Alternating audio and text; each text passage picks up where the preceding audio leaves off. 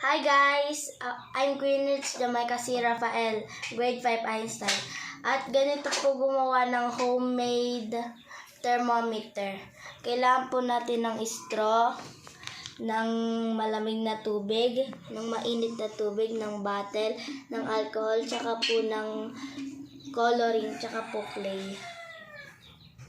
So, ang una po natin gagawin, itong bottle, lalagyan po natin siya ng alcohol.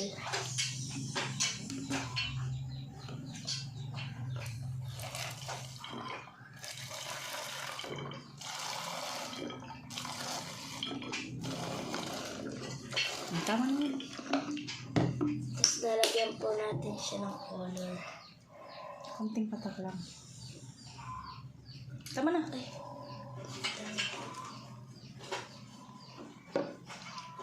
Natin. Tapos po, lagyan po natin siya ng straw. Huwag mo masyadong idiin. Tapos ilagay na natin po ito.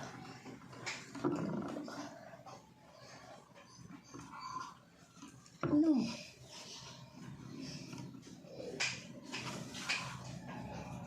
Walang hangin makadaan.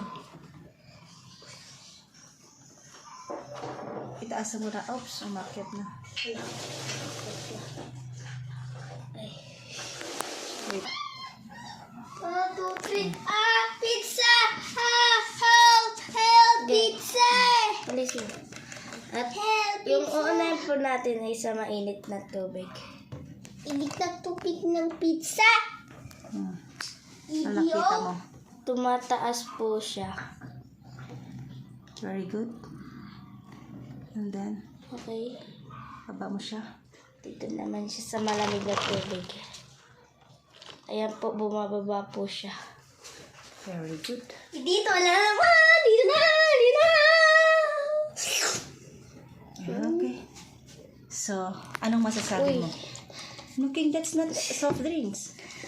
Ang masasabi ko po ay kapag po nasa mainit na tubig, tataas po siya. Kapag po nasa malamig na tubig naman po, bababa po siya.